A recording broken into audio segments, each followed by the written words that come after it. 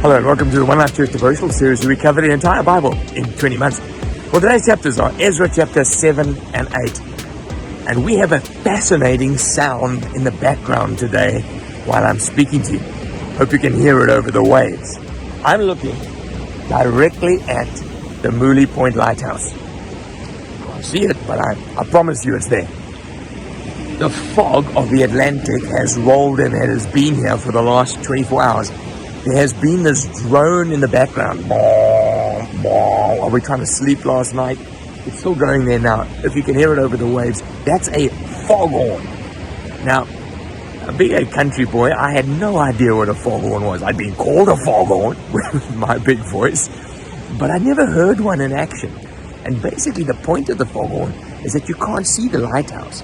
And you can't, there it is going again. You can't see the rocks that are around the lighthouse. So it emits this low drone which travels easily across the water. Now, we're in Ezra chapter 7 and 8 today. There's a change of mood as we get to 7. In fact, the writer, which we are pretty sure is Ezra, moves from the third person, talking about the Israelites over the last 60 years, because we now move on 60 years from Ezra 6 to 7 is a 60-year gap, and there's a new leader. His name is Ezra, and he moves to the first person, and he says, I did this, I did that. And so it's like, for the first 6 chapters, he was writing in the past tense, now he's writing in the first person, and he is facing a perilous journey. He must have been looking into the future like me looking into this fog. And there must have been droning warning signs for him. He was living in captivity, he was living in a hostile territory, and the king of Persia, Artaxerxes, had said to him, you need to go back to Jerusalem and go and finish this job that began 60 years ago, rebuilding worship in the temple. You might say, well, why does a Persian king even worry about Jewish worship? Well, the real reason was that he wanted to placate the gods of the countries that he had conquered. It's one thing defeating your enemy, it's another thing fighting against their gods. So, 60 years on from the first wave, Artaxerxes, who happens to be the son of Xerxes, who was the dude who married Esther, remember that king? He says to Ezra, off you go. Now, who's Ezra? Well, Ezra was a leader of the Jews in Babylon. He was a descendant of Aaron, so he was a scribe of the Torah. That sounds like he's a transcriber. Hey, it's far more than that. A scribe was like a lawyer.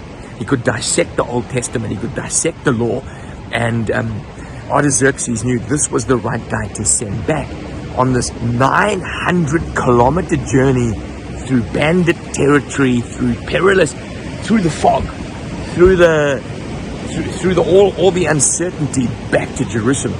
So if I had to ask myself, what am I going to learn from these 2 chapters, 7 and 8? It would probably be this. When we face a perilous journey, when the fog rolls in, what do? Well, we know what Ezra did. Well, the first thing it says in verse 22 is that because he had told King Artaxerxes that God's hand is on those who fear him and he judges those who oppose him, he was too scared to ask for troops. He was too scared to ask for bodyguards, because he said, look, I've said God's going to look after me, so I've got to trust God. So the first thing we can see when the fog moves in is that, listening to foghorns, watching lighthouses, using our acumen, it all is helpful. But in a sense, we've got to trust the Lord. And then what he does is he assembles them all at a canal. You can read it there in chapter 8.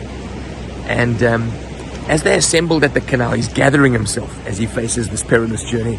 He says, where are the priests? There are no Levites.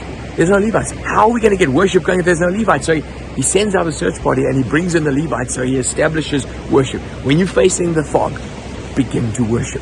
Thanksgiving, prayer, Lord Jesus, help us. So he brings worship to the center, and then he calls fasting, times of prayer and fasting. When the fog rolls in, my friends, we should be fasting, we should be praying, we should be worshiping, we should be trusting God. Anyway, it's a successful journey. He arrives in Jerusalem exhausted over 900 kilometers, and so they have a rest for 3 days, and then they take all the treasuries, supplies, and the artifacts that Artaxerxes had given. And what we're going to see tomorrow is worship begins. What Ezra's job is to establish community, godly community, worshiping, fasting, praying, trusting people who build their lives around God again.